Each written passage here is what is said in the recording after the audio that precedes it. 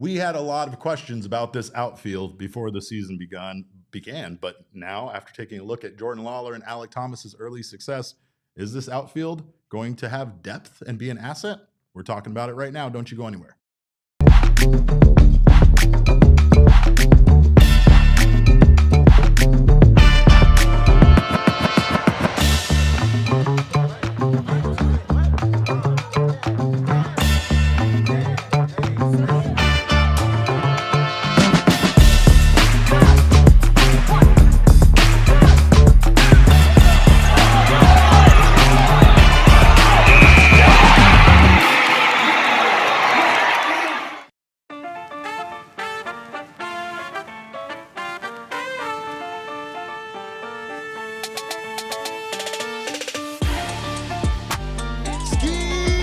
Welcome into another edition of the PHNX Dbacks podcast, live from Studio K, presented by our friends at Circle K.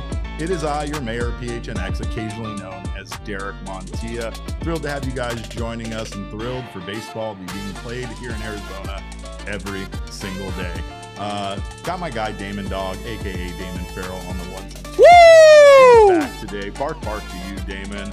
I know we have some dog news to talk about that you're not going to be too thrilled to discuss, but I know there's some other things that he's going to be very excited to talk about, including what some of these Diamondbacks outfielders are doing to warm our hearts and make us feel much better about the losses of Lourdes Gurriel, Corbin Carroll Jr. Corbin Carroll Jr., by the way, I switched those up. It's Lourdes Gurriel Jr. and Corbin Carroll. But how much depth will we have, and will these guys actually be this good come the MLB regular season? I know we had plenty of replies to our Jordan Lawler tweet suggesting otherwise. And that's because Jordan Lawler had himself a fine game, and he's had himself a fine spring training so far, Damon. Something that Damon was very focused on, something that we've been focused on here. We did our show saying that this is really a make or break season for Lawler, and it feels so far early this spring like it might be more of a make than a break. Everything comes back to the aggregate. Everything comes back to the middle. So I'm sure that we'll see some regression, and I'm sure he's not going to hit 667 the entire spring, but it is good to see him having the success as it is for a lot of the young outfielders that the Diamondbacks need to step up this season. It feels like the 2026 season could very much go in the direction as these young outfielders can take them. I mean, I know pitching is going to also pitching has a lot of questions. Got a huge impact on the game, but you feel like, again, if we can see Alek Thomas take a huge step forward offensively, and if we could see Jordan Lawler adapt to his role as an outfielder, center fielder for this team, as well as perhaps playing backup shortstop behind Geraldo Perdomo, he will get enough regular at bats, and he could be a very good baseball player, something we've been waiting a very long time to see. The Diamondbacks did lose 9-5 to the Guardians. If you care about the results, I guess we're going to talk a little bit about the wins and losses here. We have to. We have no choice. I mean, I know it's spring training, but do you care? Do you as fans care? Does there come a time where if the team starts losing too many games during spring training that it throws up some red flags, or maybe causes you a little bit of intrepidation about the 2026 season?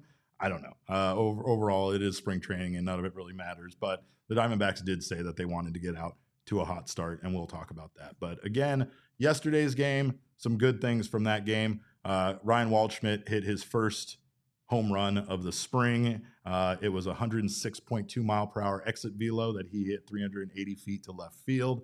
He was 1 for 3 with that home run, and he did have a walk. So it does feel like, especially after that ball he hit the other day, 115.8 miles per hour off the bat, that things are progressing in a very good direction for Waldy.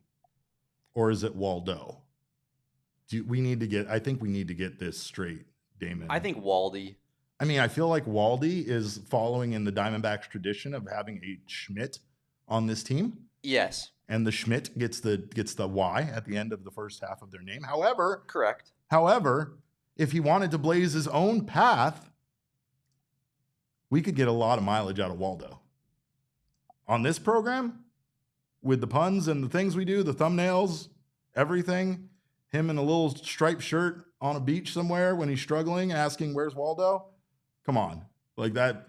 I mean, you're not wrong, It but seems like it would help this show out a lot if we went with the Waldo direction. It's a little bit more hockey, Derek, to be honest with you. Going Waldo? But no, yeah, honestly, yeah. I mean, I was going to say that, like, it feels like hockey guys are, like, very much just, like, put an E at the end of someone's name. But I don't know, actually. Now that you put they also do the O. It's either an O or an E sound at the end of everything. I'm just curious. I'm with it. I mean, listen, I think we have a lot of name potential with Ryan Waldschmidt in terms of the directions that we can go, the avenues we can go with. I think Waldy is sticking a little bit more with the fan base right now. But I know. I got to say, Derek, from my opening day lineup prediction, I know it was a shot in the dark. I said as much when I predicted it because I want to be hype and I want Ryan Waldschmidt to be starting on opening day. But I'm feeling better and better about it. Like, I'm not saying it's going to happen. I'm just saying that I feel like he is proving in this spring training period, at least early on, that, like,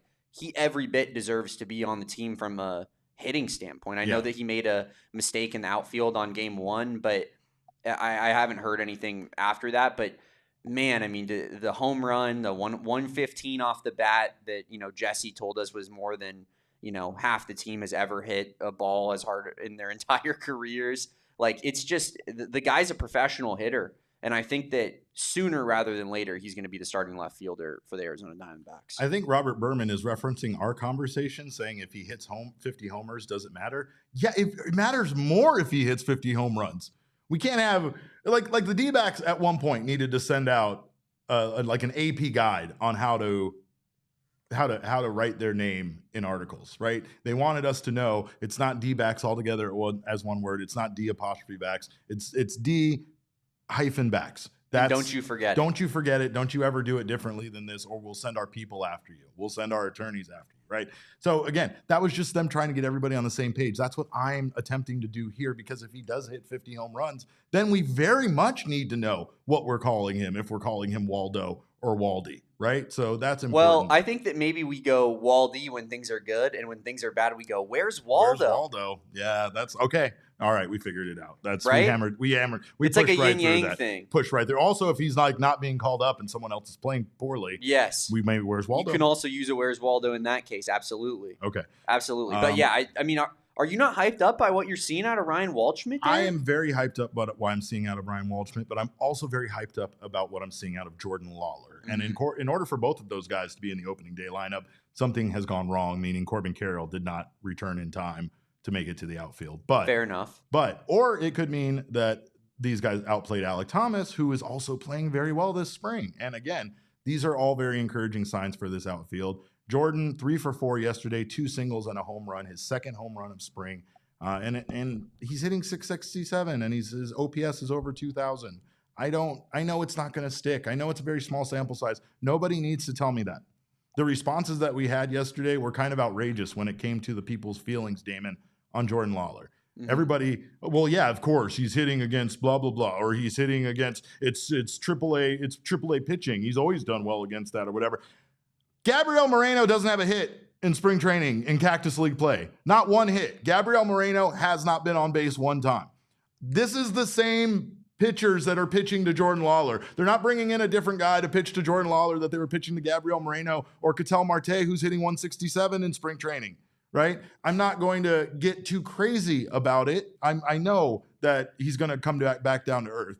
However, for a guy that struggled offensively and a guy that just started to put things together at the very end of last season, this is very encouraging to see Lawler start off so hot, especially considering that both of his home runs, I believe, were against breaking balls. I think he was a slider in his first home run and then a changeup yesterday that he hit the home run off of Damon. So this is not nothing.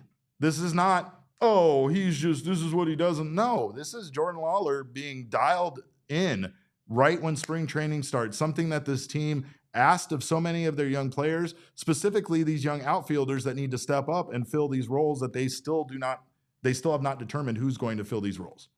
Yeah, I mean, listen, Jordan Lawler has been a guy that I think that we've had issues with him not taking his opportunities and running with it, right? Right. When he's being put in the starting lineup in a lot of these spring training games and then he's hitting like this, how could you find a way to be negative about that? And that's the opposite of everything that we've seen from Jordan Lawler so far as a part of the the upper echelon when he's on the Dbacks. And right now I know that it's spring training, but this is the Arizona Diamondbacks that he is playing for right now. It's not like he's playing for the Reno Aces, and he's playing really well. So I think that it for a young player that maybe has lacked confidence at times in his major league career, like I don't see how you can't be fired up about Jordan Lawler's start to spring training here. I think it's like a lot of things in sports where it's much easier to not get excited about it, because then if it doesn't work out, you can say, I told you so. Mm-hmm. You can say, see, I told you he wasn't going to be good at a major league level. But if he is good, he's on your team and he's playing well, and you can just be excited about it, and you hope that people don't remember your freezing cold takes from earlier. But I will also say I understand. I mean, good thing this podcast in particular, me, Derek, has always been big on Jordan Lawler. I've made that very known. Yeah. There's no cold takes from Damon at all in the history of this podcast that you could go back and search and find. I'm a Lawler guy. I feel like I've made that very clear, and I've long held that Jordan Lawler is always was going to be good. I've always said that. Yeah. Are you done? All right, good. Anyway, moving on. We're going to talk more about the outfield and some of those other pieces, but I guess briefly, taking a step backwards, Gabriel Moreno, any concerns? I mean, again, I don't think that there are concerns when star players have a slow start in spring training. They might not even necessarily be trying to just, I don't know. I don't want to say this. I'm not that concerned. Pitchers tend to be working on stuff sometimes during spring training, but I don't know if batters are one way or another. But again, I mean, Alex is working on the no leg kick, right? Like we see different mechanical differences with hitting, and I think with different plate approaches and whatnot. I'm not concerned about it. I think, obviously the D-backs need Gabby to be kind of like the 4th, 5th best player on next year's team based off of what the lineup looks like, and he's probably going to be hitting cleanup on opening day. So yeah, it's important that Gabby is good at the beginning of the season, but he's also a guy who's played in some of the biggest moments, played in the World Series, been really good on that playoff run. Like, I don't think that it's like a confidence issue. I think that maybe, he's just, it's spring training. Maybe he's working on something, is what it is. I get into the season, he starts struggling, then we'll have conversations. But spring training, I'm not going to put that much into it. The only thing that I think I'm going to put a bunch of stock into is young players taking opportunities and running with it, which to me is incredibly encouraging. But I'm not going to be like, oh my God, this guy is broken because, it's been 5 games and he hasn't gotten on base yet. I think it's really hard for young players to impress because they're trying hard to impress. And in baseball that it is hard to do that sometimes. It's hard for you to be trying harder and have the results there. You almost have to be more relaxed about it. So overall, I think that this is, this is something that is good. Again, seeing these young guys. Overall, though, Pavin Smith, he made some great plays yesterday at first base, 0 for 3 at the plate. Ildemaro Vargas, in his 763rd stint with the Arizona Diamondbacks, 2 for 4 yesterday with a double. Could honestly be Vargas's 7th season with the Diamondbacks, which is crazy because I think that would put him right up there as second in tenure behind just Ketel Marte, who has now been a Diamondback for 10 years as a member of this He's team. probably a top 10 longest tenured D-back ever. Yeah. Some crazy stat like that. Crazy. Our guy, J. Army Strong, Jason, he was our reporter on the scene yesterday. He gave us some good information, including how nice Waldschmidt, how nice his jersey looks, the way it's properly wrapped around because of the number of letters in there. He also had some notes about Luken Baker being a very big dude. And there was talk in the chat. Yes, Luken Baker is bigger than James McCann. Well, I think they were saying that he looks like a bigger James McCann. Like he looks like if James McCann was just stretched out about a foot taller. And, like if you gave James McCann the super soldier serum. Exactly. Right? Like he was just bigger and exactly. stronger. Even though James McCann, don't get me wrong, he already looks like he took the super soldier You're serum. not wrong. You're going to tell me, Derek, that this guy, of all people, is not on the super soldier serum? I mean, you kind of have to be in order to come in rocking. That's a confident man look. A simple white T-shirt. I've never seen a more confident man. And sandals with no socks. This is my favorite. We are going to have a hard time finding a D-backs picture over the course of the year that I like better than this one. last year it was obviously John Curtis. We all know that. Clearly, the John Curtis photo it took over the Dbacks scene last year. It's all everybody was talking about. I know. This year, I'm pretty sure it's the James McCann feed pick. Well, I mean, John Curtis is always there. He's always lurking. And now that you said his name, he appears, right? You say his name and he appears. He is John Curtis. But I guess we should also talk about pitching. Taylor Clark, speaking of John Curtis, looked great yesterday. Taylor Clark started the game, I guess you could say.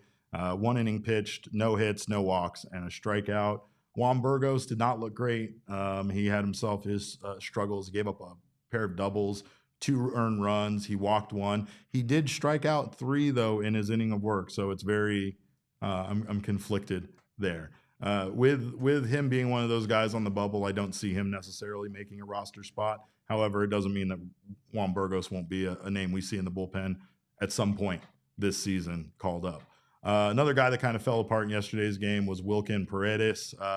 He walked 4 guys in his 2/3 of innings of work. He gave up 1 hit and 2 earned runs. So a lot of names pitched yesterday that probably will not be a part of the big league club, or probably don't really have a chance to be a part of the big league club, especially with how few of spots it does feel like they're going to be in that bullpen. But the Diamondbacks are 1-3 in their first 4 games. And again, I ask, does it matter? Do you care? Do the results even matter when it comes to Cactus League games? I don't think so. I mean, a lot of times you're like, you build up a lead and then you put backups in and then they lose the lead. Like, how are you going to get mad about that kind of result? I don't think it doesn't matter at all. But if you are concerned, I will give you this. If it makes anybody feel any better, they also went 1-4 to start their 2023 spring training season. And you know how that year went, Damon. Boom. In fact, they lost their first 3 games straight by a lot. They lost opening day that year by a score of 12-7 to the Athletics. They lost their second game to the Colorado Rockies by a score of 12-5. And then they lost their 3rd game of the year to the Padres by a score of 18-6. And they started off hot that year too. Like that was, it wasn't just that they had a good end to the year, because it was more the middle was the lull in the season. Yeah. You had a great start to the season. You were leading the division, I think, until June over the Dodgers that year. Yeah. And then, that goes to show, like, the start to the first couple months of the season was great for the Dbacks in that 2023 year. They also, that was the year where I dyed my hair stupid purple, because their April was so difficult that I had said if they came out with a winning record with how daunting their April was, that I would be an idiot and dye my hair purple, and I did it, and it looked great. And it wasn't even close. They had a winning record, like, easily. Yeah. They, like, doubled up wins over losses. Meanwhile, my hair has never been the same ever since that.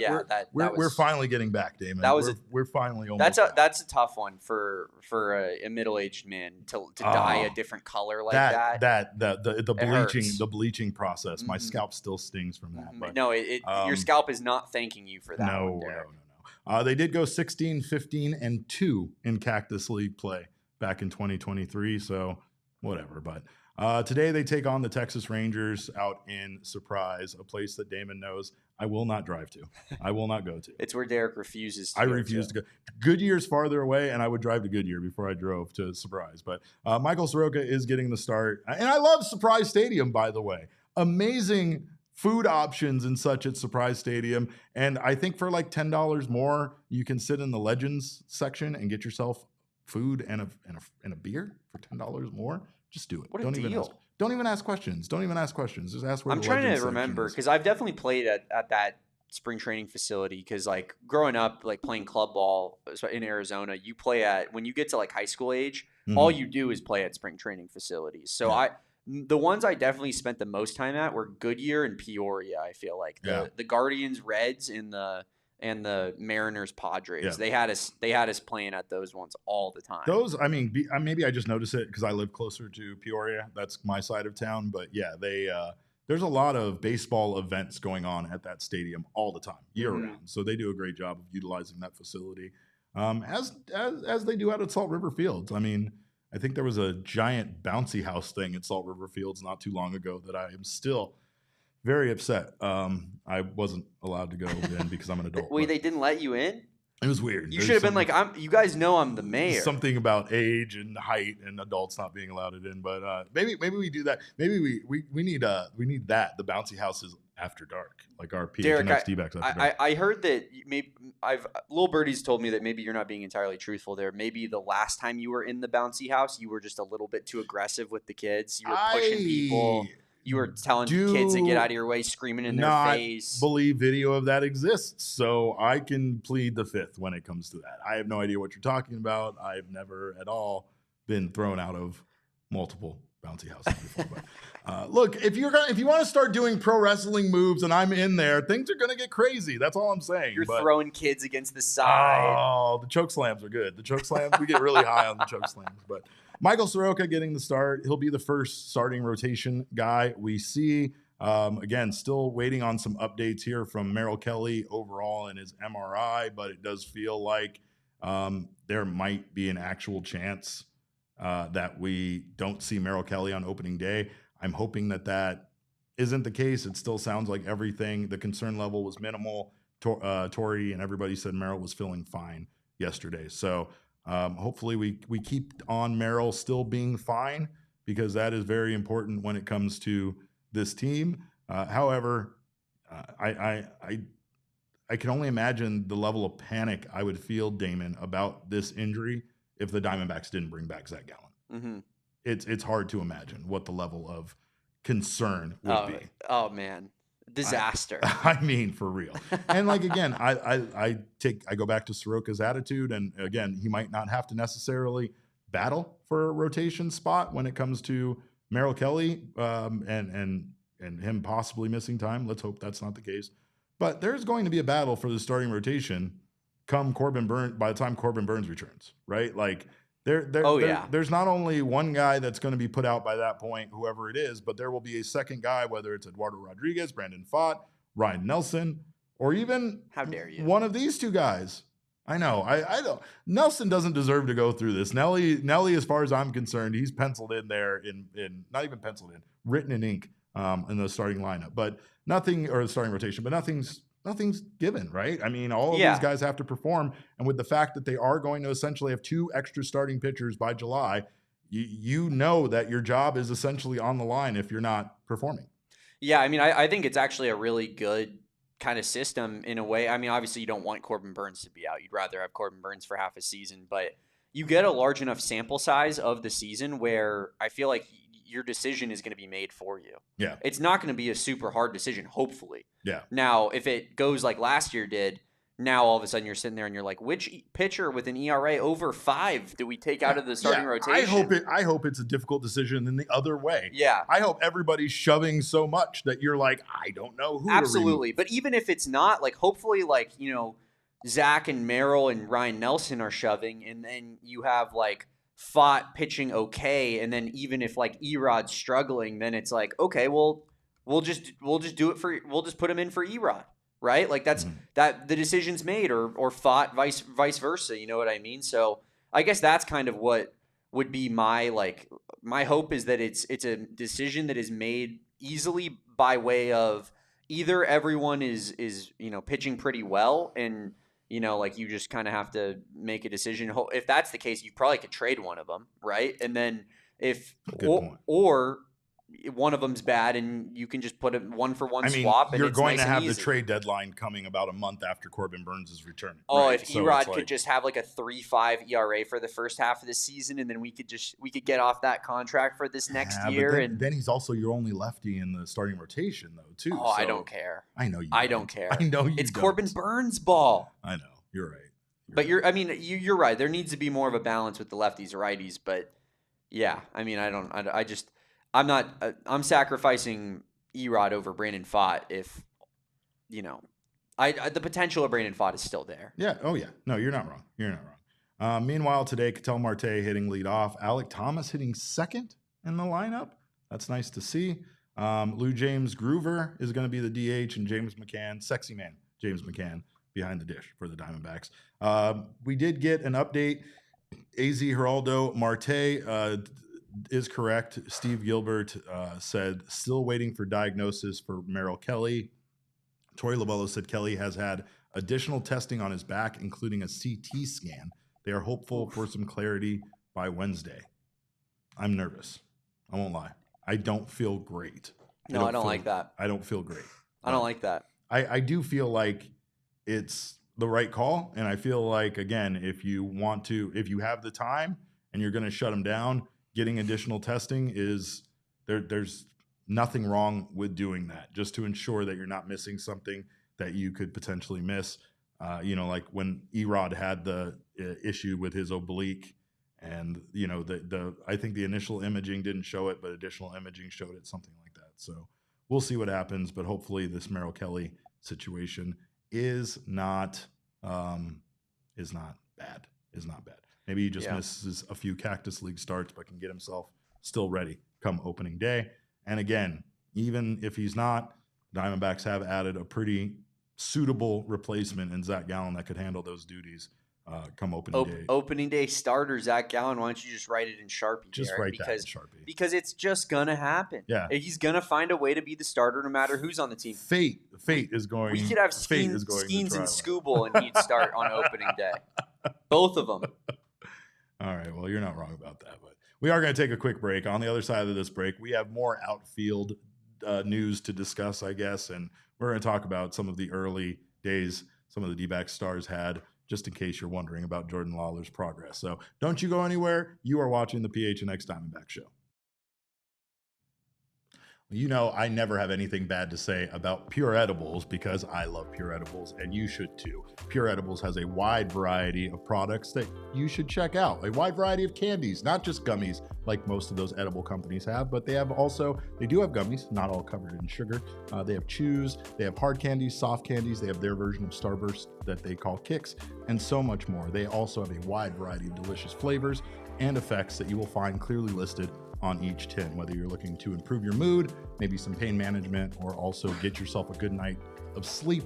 All of these things can be done through Pure Edibles. You can also check out their collaboration with Mother Road Brewing Company, bringing you the finest IPA in the land, Tower Station IPA, now in an all-in-one THC device where you can still get those same crisp citrus notes and the piney hops of Arizona's favorite IPA in a smooth THC twist, all in one device. So do not miss out on all of the products Pure Edibles has to offer. You can find yourself some Pure Edible products from one of over 130 dispensaries across Arizona. And everyone needs a checking account, so make sure you get yourself a checking account that gives back to you. Mountain America Credit Union wants to provide you with that exact thing with their My Style checking account, which is made for your lifestyle. Over at Mountain America Credit Union, you can enjoy all sorts of benefits with simply having a checking account, which is something we should all have. You can get yourself restaurant deals, mobile phone protection, telehealth access, and so much more. They offer discounts on loan rates. They offer they have offers on travel and hotels and all sorts of other fun things that we want to do in life. So, of course, if your checking account isn't giving back to you, ditch that checking account and get a My Style checking account from Mountain America Credit Union. Visit macu.com/mystyle to apply. Insured by NCUA. Membership is required based on eligibility. Some benefits require no cost registration activation. Terms, conditions, and exclusions do apply. Now, I know that the Diamondbacks have still so many questions about this lineup. And like I said, the results so far in spring training haven't been great. Cactus League play, they are 1-3 in their first 4 games. But one of the shining spots of this team so far has been the outfield, right? It feels like there were a lot of questions as to where Jordan Lawler would play, where Alek Thomas would play, who would step up if these guys don't produce or don't perform well. And of course, we still have questions about Corbin Carroll and Lourdes Gurriel Jr., both of who appear to be on track for opening day. So we'll just start out with saying that. Like right now, it would appear that even though doctors and science and history and every person that's ever torn their ACL would tell you that Lourdes Gurriel won't be back by opening day, Lourdes Gurriel absolutely will be back by opening day, most likely, probably. We'll see. In some capacity. He might be DH, or you know what? He might not be ready, but it very much would appear that he is on track to be ready considering what we are seeing out of him out at Salt River Fields every single day. Like I said, he has been out there with a group of players who are not injured. He's been out there taking reps in the outfield. He's been taking live BP. He's been taking batting practice, doing all of the things that every other player is doing. He's running the bases. He's sprinting around. His hair looks amazing. He looks amazing. Like nothing at all would indicate that Lourdes Gurriel Jr. is not going to be ready by opening day. You also have Corbin Carroll taking one-handed swings in the cages and training like an absolute maniac that is going to be back by opening day as well. His preparation, his return is much different. He is doing things what looks like on his own almost, or with one single coach kind of helping him out versus, Lourdes being a part of the regular spring training, sessions. Like when you look on the schedule board, you see Gurriel in there with the rest of the group. So the outfield, that was the first thing that made the outfield look like a weakness, was the loss of Lourdes Gurriel Jr., who was going to play over there. It felt like the Diamondbacks had some answers, some potential fits. They trade Blaze Alexander. That leaves some more questions. They trade Jake McCarthy, even more questions about the outfield. And now, the Corbin Carroll loss and the uncertainty about when he is going to return just compound it. Like, what were they going to do? What are they going to do about this outfield, right?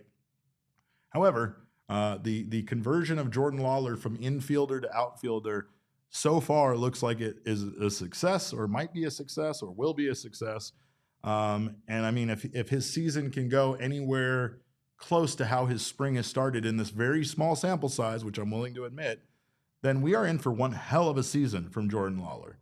It could be the same level of breakout that we've seen from other young stars on this team. Someone in the chat earlier wanted to say that Gabriel Moreno wasn't a star. That's crazy. It's not to say that I wouldn't agree with you.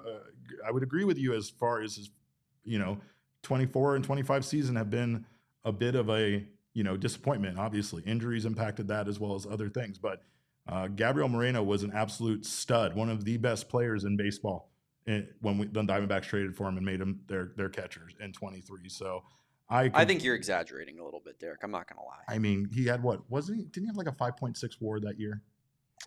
Let's check it. Am I that off base? Because I don't think that he is a star, to be honest with you. You don't think Gabriel Moreno's a star? No, I don't. That's crazy. It's not. I don't think it is. I completely disagree with you. He had a 4.3 WAR. 4.3 WAR. Yeah, which is a great season. A great season. He had a 747 OPS, a 103 OPS plus. He obviously was fantastic defensively that season with winning the Gold Glove Award.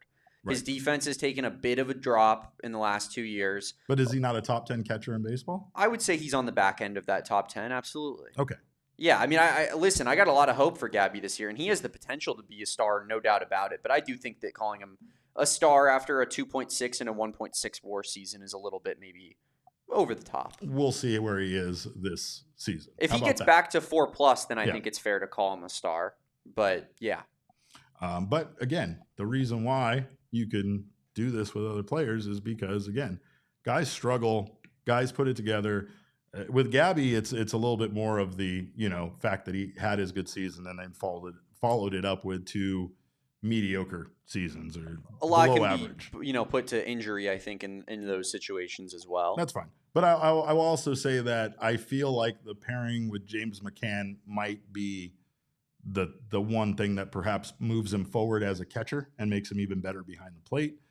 But also, I don't know. He still has a lot to put together offensively at the dish, and that could be said even about that 2023 season. But I know Jordan Lawler is a guy that everybody has questions about, and a lot of people have already actively given up on. If you have any doubt about that, just go look at our tweet from yesterday and most of the replies from human beings that felt the need to, have something negative to say about his performance so far this spring.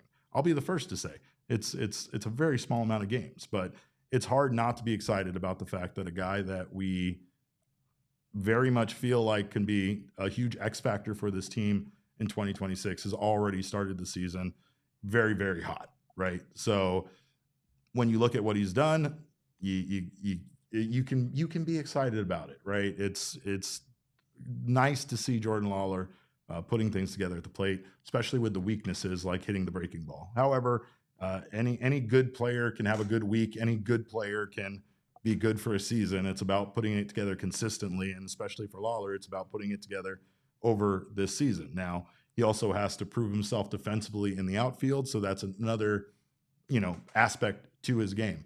But again, there is some things to consider here when you take a look at Jordan Lawlar amongst his peers. Damon, I think we have a couple of Baseball Savant pages. We love Baseball Savant around here. That would just, again, may or may not be cherry picking, may or may not be, fair.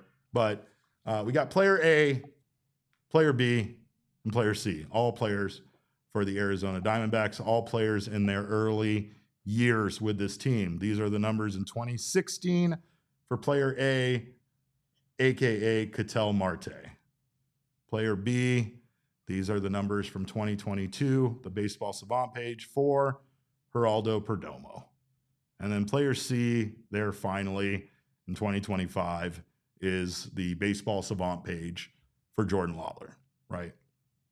Nobody cares about these other two Baseball Savant pages any longer because nobody feels like either of those players are those players any longer. And again, it's easy to cherry pick and go back and find bad Baseball Savant pages for any baseball player on any bad season. But again, this is early in their careers, just like it is for Jordan Lawlar. Lawlar is older a little bit at this point of his career. These guys got starts earlier in age. And again, they're much further along, obviously. There's no doubt about that. But the reason why I show this is because so many people have written Jordan Lawlar off and feel like he's a bust. I'll say that you could have said that about these two guys based on some of these numbers, the way these Baseball Savant pages looked, right? But I feel like there's a really good chance that, again, this could be his breakout year, and it does feel like it kind of has to be. He does have to kind of find where he's going to fit in, where he's going to get playing time, and he's got to prove himself at a major league level since he's no longer being evaluated as a prospect by the Diamondbacks. He also is potentially losing value going forward in 26, not only for himself, but for his team as far as what they could get for him in a return as a trade or in any other way, right? So let's all hope that this is Jordan Lawlar's breakout season because it feels like things are already looking like they are. Meanwhile, Lawlar isn't the only player that is playing, the only outfielder that looks good so far this spring training, Damon. We have Alek Thomas, again, hitting second in the lineup today behind Ketel Marte. Alek hitting .667 himself with a 2.133 OPS. These are insane video game numbers, and I, again, will be the first one to say these are the smallest sample size that you could pull for these players. But it like Damon brought up earlier, doesn't change the fact that we have been very excited about the mechanical changes we've seen in Alek Thomas's swing.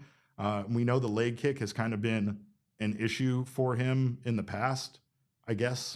Is that right to say? An issue for him? It's a mechanic that we know that he's tried to change and work on, but it's a mechanic that also does not feel like it's been very good for him. Yeah, it feels like he's at least like tried to move away from it and then always finds his way back to it because he gets into the season and things start not going great, and then the Dbacks maybe tell him like, just worry about, just do whatever. Yeah, and do whatever comes naturally. Yeah, exactly. But Jacob texted me. It's funny enough, after he hit that home run, or not the home run, the double, when he ripped that double, Jacob texted me and was like, I swear to God, if I see this guy with a high leg kick at any point in this season, I'm gonna lose my mind. And yeah, I think that's fair as well. Like, Alek Thomas needs to show that he can be like a 250 hitter this season. He needs to just hit like decent. Because we know he's a great fielder. Yeah. We know he'll get the job done out there and help you win games. So what can he provide from you from at the plate? And can he cut down on the rollovers to second base? Can he start getting a little bit more lift on the ball? I feel like he's always hit it pretty hard.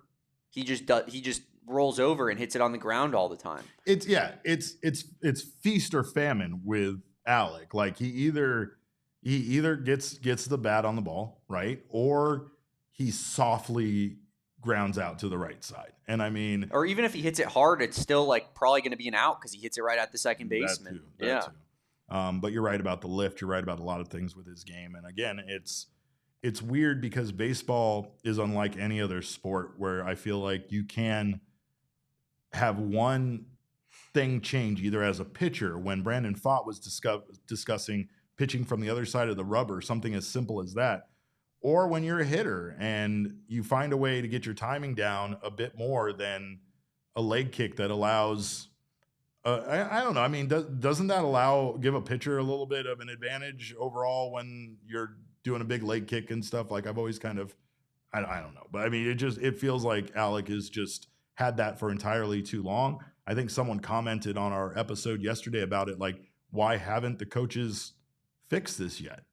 And yeah, I mean, that's maybe easier said than done, but a fair question, because if it's something that you and I have known it has been a flaw in his game at the plate for a while, you would feel like it's something that they worked on far more to eliminate than they have up to this point. I feel like, in calling it a flaw, like for some people that might work, but for him it clearly doesn't, because we've seen him hit at a major league level for a few years now, and it's not working. Yeah. So we got to switch something up, and that seems like maybe something that could easily be identifiable as like, yeah, well, not a lot of people are doing this. So why don't we try to get that out of your game, weed that out, and see if, getting your foot down a little bit earlier. And the problem is the rhythm of it, because, if you've played baseball at a high enough level, like you're trying to get your foot down with enough, like with a timing component to start your swing. That's why I leg kick, Damon. I mean, I don't feel like I leg kick for power, because I don't hit for power, because I barely get the bat on the ball when I'm out there taking batting practice and hitting in the cages, right? But what I'm trying to do, and what I feel like it helps with, is my timing. Like when the ball launches, I feel like at a certain point I can kick that leg up and get it down so that my timing on the swing is almost aided, and I'm sure that's the case with a lot of baseball players, aided by. I mean, and it's a power transfer too, no doubt about it. But like, I think that's part of the timing, right? Not like, when I'm hitting, it's not a power transfer. You're loading back so that when you're striking forward, you have all your momentum going into it a little bit more so in that torque, obviously. But like, I feel like that's going to be the part that's difficult, because you're so used to, I think, if you're predetermined to do that leg kick, that's probably what you've been doing for years, right? And it's worked for you because you're such a high level athlete. Your hands are so fast. Yeah. Like an Alek Thomas, like compared to the players you're playing high school with, you're the GOAT. You're going out there, you're doing the leg kick, smashing it over the fence. Everyone's like, oh my God, Alek Thomas is him. And then he's a second round pick. But then you get to the majors, and the margin for error is this thin. And all of a sudden, that little difference in your game can be the difference between you being a good hitter and an average hitter, or a bad hitter and an average hitter. So yeah, I just think that maybe we trying to weed that out of his game, but finding a way to keep the timing consistent of where he wants to be. And if he can do that, which it seemed like he has so far, then hopefully the team's in good shape with Alek Thomas starting a lot of games this year. And I am very hopeful for that, because again, I don't feel like Alek Thomas is on the bubble. Alek Thomas is going to be a part of the outfield regardless. He could lose playing time, and he might be the fourth outfielder, but he's going to be on the team. Yeah, Groundhog Mama said it up there in the chat. She said Alek is extra motivated this season to keep his job. So as any of the outfielders are to earn a job, earn a spot, because that opportunity is wide open. However, after seeing some of these guys, I'm feeling more and more confident, Damon, that the Diamondbacks don't just have to rely on a Jorge Barrosa, who has looked great defensively. I mean, to be honest, Barrosa's looked better defensively than Ryan Waldschmidt has. Ryan Waldschmidt still looks good in the outfield. He's looked good at the plate, but his game is still developing, and I could definitely see him being an option for this team in the outfield at some point this year. But I don't know if, it's going to be opening day, just because of maybe Corbin or Lourdes both being ready. Another guy that I don't think will get that opening day nod, but definitely could be a part of this outfield this season, is Tommy Troy. He's another guy that's looked outstanding so far this spring. He had 124 and a third innings, something like that, with in the outfield for the Reno Aces last year. He did play more time at second base. However, that could be their option potentially for a backup second baseman for Ketel Marte, and that could be how Tommy Troy gets playing time, by kind of sharing time between the outfield and the infield, and as like a utility player. He could be that guy that the Diamondbacks are seeking as far as a utility player is concerned. We heard some rumors about some utility guys that they were tied to that could play outfield for this team, that could also back up Ketel. But Tommy Troy, 4 for 7 so far in Cactus League play, 2 doubles, an RBI, a run scored, and 2 strikeouts. So again, he is a guy that we very well could see in the outfield, considering that second base position is kind of blocked for now. So him being up here and getting playing time in the outfield and at second could very much work out for this team. Yeah, I guess this is the age-old discussion that we've had the last couple seasons with like guys like Jordan Lawler, where it's like, what's more valuable for a high-level prospect? Do you want them getting a bunch of ABs in Reno where you know they're probably going to smash the ball and hit 347, just play every game and hit second, third, whatever? Or do you want them getting more minimal reps, but at the major league level, kind of filling in holes, being flex seal on the team for Torey Lovello's lineup? And I think that, when you look at the Blaze Alexander role that was in the hole in the roster that's been left by him, Gambo is out there tweeting that like the Dbacks are looking to fill that spot. They're looking to either trade for somebody or sign somebody, but get a utility player. Tommy Troy's a guy who can play second, third, all the outfield spots. He could be that player potentially. Why do we need to stop for utility players when we have utility players at home? Yeah, I mean, like I told you this morning when we were talking about it a little bit, like I'd way rather see Tommy Troy get that playing time on this roster and given an opportunity to maybe get more and more playing time than a bum like Luis Rengifo getting signed to this team and stealing ABs away from young players with potential. And I know he got signed already, so I'm not saying that he's available. But that was a guy that we talked about being that kind of utility role piece that they could fill. I would love to see, like, I know you said he won't make the major league roster or the opening day roster, but I would love to see Tommy Troy maybe earn that spot of like, hey, you're the new Blaze guy. And I'm like, sick.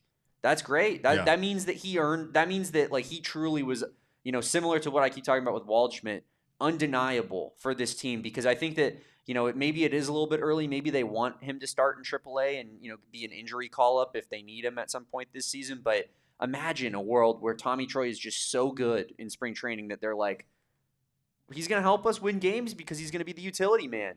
But also, I think Tim Tawa can fill that role as well at a admirable level. So I think that that's probably more likely what we're going to see is Tim Tawa being the utility guy on opening day and Tommy Troy starting in AAA and kind of getting that call up sometimes. Tawa is another guy that's an option for them in the outfield, but he's also a guy who has a lot of young players kind of coming up from behind him that could cost him not only playing time, but could cost him a job on the Diamondbacks, right? It's possible. He is someone that definitely has motivation to perform well during spring and try. They to love those guys, though. They love that. Like that's Torey. That's gonna be Tawa. Might be Torey's new son because he can play first, second, third, outfield. He didn't look great at second yesterday. Let me tell you. Also, Jerry didn't look exactly sharp at shortstop either. But these are all just spring training struggles. So I'm sorry. I don't remember allowing you to speak poorly on Jerry on this podcast. I apologize. We'll be talking about that afterwards. He's hitting 500. He's still hitting 500. Don't worry. I'll bring it up in the beat meeting. I'm gonna say, hey, Leah. Derek did it again. This is an ongoing coachable thing for me. I think I'm going to be written up today, Damon, if you bring up Perdomo once again. So let's not do that. But let's take a break real fast, because on the other side of this break, I want to talk about Artie Moreno's comments and why they are everything that's wrong with baseball right now. Don't you go anywhere. You're watching the PHNX Diamondbacks show. Whatever the moment, it is never ordinary at Bet365. Baseball season is here. There are MLB futures over at Bet365, and you can get down on betting on spring training action. That is right. Right now, you can get down on all of these spring training games. And of course, you know that betting on games makes watching games more fun. So if you're heading out to the Salt River Field specifically, make sure you also get those bets in before you're out there, because I do know there's some restrictions when you are trying to put those bets in at Salt River Fields. But overall, do not miss out on all the fun Bet365 has to offer. They have 90 million users worldwide for good reason, and they do offer early payout offers on every sport. On MLB, you are a winner if your team goes ahead by 5 runs with an early payout offer at Bet365. Those are same game parlay selections will be marked as winners, parlay marked as winners, as well as straight bets. So do not miss out on the fun of baseball season with Bet365. New customers right now can get $200 in bonus bets when you bet $5. Win or lose, all you got to do is sign up, use our code of PHNX365. When you do, deposit $10 and place a bet for $5 to receive $200 in bonus bets if your bet wins or loses. Bonus bets can be used on the spread, totals, players, props, futures, and more. Whatever the moment, it is never ordinary at Bet365. Must be 21 or over and physically located in Arizona. If you or someone you know has a gambling problem, wants help, call 1-800-NEXT-STEP, text NEXT STEP to 53342, or visit problemgambling.az.gov. And if you are looking to make some gear that has your company standing apart from the crowd, look no further than Branded Bills. Branded Bills makes wonderful hats. And of course, if you are a hat aficionado like myself, you can check out their wide variety of hats. They have everything from just hats featuring the great state of Arizona to part of their campus collection, hats for ASU and U of A, along with 40 other universities. And they do make hats for the Phoenix Suns as well. They got this great golf hat for Dbacks, and they're always coming up with new stuff every day. They are taking over the world. So again, if you want your brand to stand apart from the crowd, Branded Bills has you covered with the best custom headwear. Start your order, and their dedicated team will help you create the exact custom apparel you need. And again, it's a local company from right here in Mesa, Arizona, so it always feels great to shop local. Head on over to brandedbills.com and use our code of BBPHNX for 15% off your first order. Damon, the Major League Baseball is in trouble. Major League Baseball we already know that, right? This is not news. I've talked about losing my job here all the time because of the inevitable lockout that's going to happen in December. But Arturo Moreno, we're gonna use his full name because he's in trouble with us. He is definitely not an Arizona alumni, by the way. No, definitely not. You're not gonna claim him. Arturo Moreno was speaking with reporters on Friday, and he made some comments that have not been sitting well with many people in the baseball world. Just a reminder, we are getting ready to have a big fight about a new collective bargaining agreement. And on Friday, Arte, our guy, said, number one thing fans want is affordability. I'll repeat that. And this is in regards to Major League Baseball fans of teams that play the game of Major League Baseball. The number one thing fans want is affordability. Moreno went on to say, winning is not in their top 5, referencing data that the organization procured themselves. I would say like affordability might be number 2 for me, but winning is absolutely number 1. Like 2023 was special solely because we won at a level that we are not used to. It wasn't because of how affordable the hot dogs were at Chase Field. No, and it wasn't how cheap that's the a nice seats added were bonus. With the ballpark pass. None of that is what you remember. No, you remember the winning. You remember the embrace, the hugging that you and I did. You remember jumping into my arms. Absolutely. In a way that no couple have ever experienced. Most couples haven't experienced. Oh, that's in their love. time together. That's love that probably. My wife has never leapt into my arms, I was Damon. about to say that was your wedding. Probably doesn't even compare. No, not at all. To that, not moment. At all. It was a drunken blur. Yeah. Meanwhile, that incredibly sober for that moment, and it'll live in my heart every single day of my life. It's the greatest moment of my life as well, Derek. Moreno went on to say they want affordability, they want safety, they want a good experience when they come to the ballpark. Believe it or not, winning is not in their top 5. Bro, it's not in your top 5, and we know it. We've been watching the Angels for years, brother. I feel horrible for Angels fans. Don't you? How could you not? Like, yeah, who are you? Let me ask you this. Who is this surveying? Who are the participants in this survey? If you're talking to season ticket holders that are people that just go to the games and now they're complaining to you about, like, yeah, of course, affordability is going to be the number one thing. Most season ticket holders have held their season ticket for multiple years. They've watched prices increase. They've watched food costs increase. They've watched parking increase. So yeah, those people that show up every year, regardless of your trash ass franchise being good or not, are going to complain about things like affordability. But that does not mean that winning does not matter to them. What an insane thing to even say about it. And it's like you're flipping off your fans. Right. And it's more Screw insane you guys. when it's the guy that runs a team that also is in the same city as another team. That's the team everybody thinks about when they think of that city. You and I were talking about this. This was very similar to the Clippers in the 90s being in Los Angeles with the Lakers. It was the Lakers city. It was the Lakers town. Even the Clippers would tell you that. They were just there to play basketball at the Staples Center when the Lakers weren't using it. They were just there to give people a chance to go see more basketball. See your favorite team come into town and play the Clippers. That's what the Clippers were. In fact, the owner at the time even made similar comments as to this. So it's when you play second fiddle to the real team in the city that you're in that you act like this and you think that it doesn't matter. You think that all that matters is affordability. To be fair, I mean, Derek, I just want to push back on something you said real quick, and and I did say this to you earlier off air. Like, I think that their problem is that they try to identify as little bro in their own their own city, quote unquote, because it's not even close to Los Angeles. No, it's a gosh dang hour away from Los Angeles. I'm trying not to say the Lord's name in vain. No, yeah, it's right. It's a goddamn hour away. It's an hour away from LA, and yet they're sitting here and they're like, hey, we're the Los Angeles Angels. 2BMC is saying that right now. Should have kept California or Anaheim or Orange County in the names. Be different. Yeah, 2BMC. Did I not, Derek? Did I not say the exact same things that I said earlier? I said it should in order. It should have been California Angels. We keep it. We make them the Orange County Angels, and we call them the OC Angels. Or at minimum, we are the Anaheim Angels. At minimum, you have such a base of fans that you could build.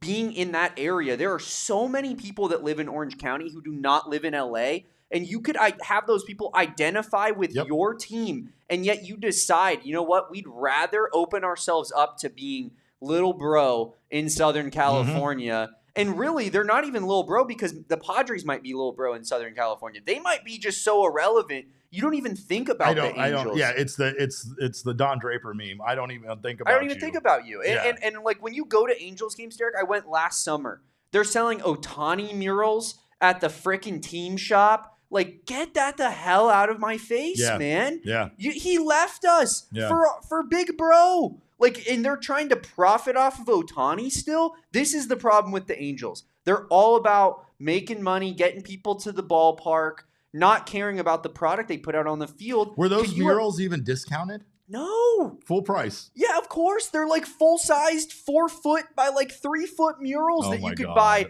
that are done by artists that are like thousands of dollars. This guy left us. I hate him if I'm an Angels fan. I hate his guts. He immediately leaves us. He goes and wins back-to-back championships right in my stupid face. We can't even make the playoffs with him. But are you surprised with the way that this owner feels about this team and feels about competing in Major League Baseball that they didn't win when they had Mike Trout and Shohei Ohtani on the same team? Is Anthony Rendon even the problem? I don't even know how that's possible. Reinforcing Arte Moreno's feelings on playing the game of baseball? Was he just like, I finally play for a franchise that trickle down from my owner. Trickle down, all the way down. Oh, I'm sorry. This is just my owner's mentality. Is that not cool? Is that not chill? Here's the other problem, Damon, is the fact that this is happening again, as I alluded to earlier when I stumbled through the opening of this segment, but it's the fact that this is the CBA year.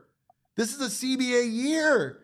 This is just such an idiot. This is the exact kind of comment that gives the Players Association the fuel they need to show you what a bunch of out-of-touch billionaires that these owners are. Right? Bruce Meyer, the new chief executive of the MLBPA that took over for Tony Clark, said in regards to his comments, if you can't have a successful operation in Los Angeles, it's hard to see what the problem is. It's easy to make excuses, but certainly the Los Angeles Angels have resources to compete in every respect. To come out and say that winning is not a priority, not even in the top 5 priorities, is really pretty remarkable.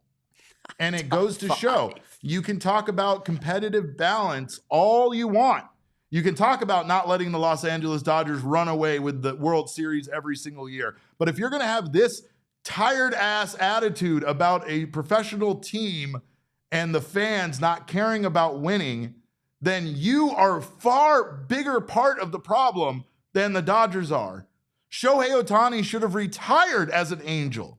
You should have backed the truck up to that man's front door. And I know that they made an attempt, but they should have given him ownership stake. I would have given him the franchise. I'm not even I wish I was kidding. They should have given Ohtani like, hey man, when you retire, it's in your contract that like we're selling you 5% for like. Didn't John Elway do that with the Broncos where they sold him a percentage of the team as part of like a handshake agreement? Could you not get him? Could you not get him like Disneyland passes for life? Like, could we not make that type of thing happen? Like, you should have given this man everything. Again, it's the smaller franchises. I hate Artie Moreno so much. Dude. I do too, dude. This guy, Derek. I'm not even kidding with you. I think he exists to ruin my life. So let me lay this out for you right here. I obviously mentioned it off the top. Arizona alumnus. Yep.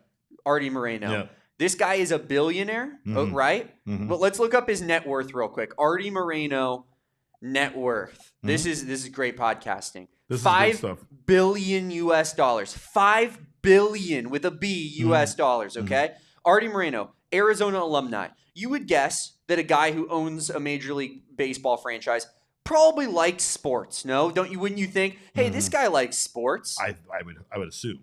Well, it's kind of his life. Guess how much he donates to his university that really could use a little bit of extra money when it comes to donors and with NIL these days. This much, a big fat goose egg. Artie Moreno cares nothing about U of A, and then he goes and allows Shohei Ohtani to walk from his franchise to my rival franchise, the team I hate more than anything in existence. That is not even a joke. I hate the Dodgers more than I hate almost anything in life. And he allows Shohei to go to that team. They then win back-to-back World Series championships with him. Artie Moreno, Derek, is ruining my life in real time, and I just have to sit there, wake up every morning, go to bed at night, and be like, yeah, it's fine. It's just a joke. I hate him so much. Top 5.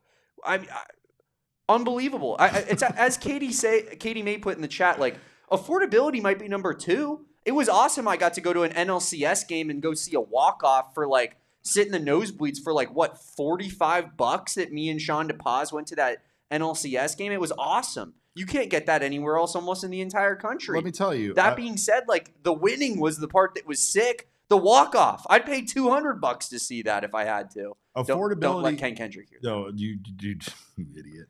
Affordability is something the Diamondbacks obviously focus on. So there is kind of a link here to our team when it comes to this thought process. And affordability is also a problem for a franchise. When you think about like you guys and your wonderful support of PHNX, we wouldn't exist without it, right? Like we wouldn't exist without you guys helping us out by being diehard members, by being part of our supporters club. By the way, you can get a diehard membership right now, segueing really fast into that, for $36 for a year. Get the Combine special. Combine's happening. Guys are up there. They're eating St. Elmo's steaks. They're having the spicy horseradish sauce with the shrimp that I love so much. It's not really spicy. I know. It's just the horseradish sauce. It's so chunky and amazing tasting, and it's the best shrimp cocktail sauce ever. Have you had it? Yes, I've had it. I've had it twice, and it's amazing, and I hope Noah brings me back some. No, it's fantastic. It's like I wouldn't call it spicy. It's honestly, Derek, it's a feeling that I can honestly say I have never, ever felt before. Alive. In my entire life. Like my glands are alive when I eat it, right? I have never felt anything like that, what that horseradish from St. Elmo Steakhouse. It's incredible. The creamy horseradish on the steak is also amazing, but the freaking spicy horseradish in the cocktail sauce. Dude, it puts your brain in like, it makes your brain like spin. Yeah. It's such a unique feeling. Never felt more alive than after eating that. You're like crying and you're like, woohoo! Yeah. Let's go round 2. Amazing.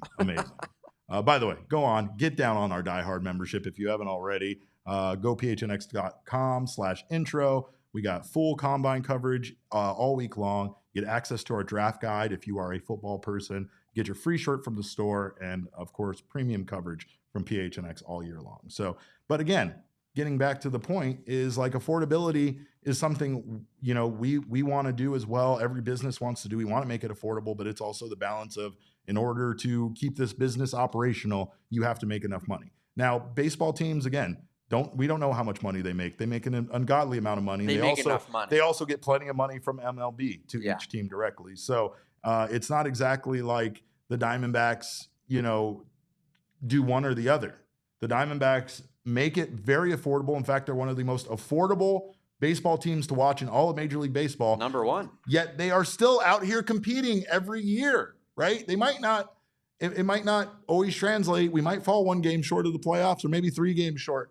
But you feel like this team doesn't do this. They don't do this. And this is the biggest problem with baseball. Plus, just go ahead and give the Players Association side and the union all sorts of ammunition to use against you once these arguments, once these negotiations start getting nastier as time goes on. It would be easy to do what the Rockies do and say, our division is cooked before the season even starts. So why try? So why even try? Let's field a cheap-ass team. Let's have people just come to the ballpark to hang out like it's a nightclub. Oh, the vibes in Colorado are great at Coors Field. My buddy just moved to Denver. He doesn't care about the Rockies at all. He goes to 5 to 10 Rockies games a year because it's what you do when you're in Denver. Right. You go hang out at Coors Field and you drink a ton of beer and you have a great time and it's fun. But that's what the Rockies do. That's why they get away with it, is because they've made it like a party vibe to go out to that stadium, and the owners are like, cool. Yeah. Then we're good. And I think, Ken Kendrick has seen the value in being like, or what if I invested into this team and people had interest in the players that we have, and the fan support goes up and up and up and up and up every year because, listen, we're trying to win. We're fielding competitive teams, even if they aren't making playoffs, like you said. So more importantly, I'm about winning. I've always been about winning, Derek. They're also extending their players. They're young star players. They're signing them to contract extensions and keeping them here, something the Angels very much are not doing. And they're also throwing player money at the wrong players when it comes to Anthony Rendon. But letting Shohei Ohtani walk out of your building, take a lift, 55 minutes away up north, and to go to a different team to Chavez Ravine is a joke. But speaking of Shohei Ohtani and Chavez Ravine and jokes, there's a new mural up in Los Angeles that I know Damon is pumped about. Oh, good God. It features, of course, his favorite subject, dogs. We got this must-see mural at Paradise Park, which I got to admit is an incredible name for a dog park. Paradise? Oh, God. In Los Angeles, they created a mural of Shohei Ohtani and Decoy's first pitch for their dog park. I hate this dog so much, Derek. They're obviously Damon dogs are, they're my brethren. The Decoy is an op. Decoy is the op. I mean, that's why his name is Decoy. He's the ops. Do you know, like in a movie when they were like the thing was hiding in plain sight the whole time? I feel like naming your dog Decoy is an admission of guilt in a way that nothing else could possibly come close to. Right? Why do we need to hear about this dog all the time, Derek? I genuinely don't know, man. Clicks, Damon, clicks. But he's now the it's most like famous rage dog bait in clicks. baseball. Now it's rage bait clicks because half the people commenting are like, enough about the damn dog. I know. Well, it gets worse than that because we have an actual calculation of how many times Major League Baseball has brought up the dog. And this is thanks to our guy, Dan Clark Sports. Dan says, unfortunately, this is not a joke. The MLB Twitter account, I refuse to call it X. The MLB Twitter account has posted more about Shohei Ohtani's dog, Decoy, this offseason than they have about the Colorado Rockies. Decoy mentions 11, Colorado Rocky mentions 5. The Rockies have made more than 5 transactions. Had the MLB Twitter account simply just written about the transactions and trades the Rockies have made this offseason, there would be more than 5 mentions. They got the guy from Moneyball, Damon. Doubled them up. More than doubled them up. That's wild. It is wild. And also, I got to ask the question here. We got Z Gibbs in the chat saying, Ohtani propaganda on my Dbacks podcast, SMH. Z Gibbs, first time? You new here? Are you new here? Genuine question. Because if so, welcome on in. But I don't know if you could ever classify this podcast as Ohtani propaganda unless you want to say that we are propagandizing him being an evil villain because I say that he should be in a cold, dark jail cell once a podcast. Yeah, he does say that. Everyone drink at home. Ohtani should be in jail. Not this podcast, brother. Not this podcast. He says he was joking. We love you, Z Gibbs. Thanks for tuning in. Ryoma is bringing up Decoy's true name, which in Japanese is actually Dekopin.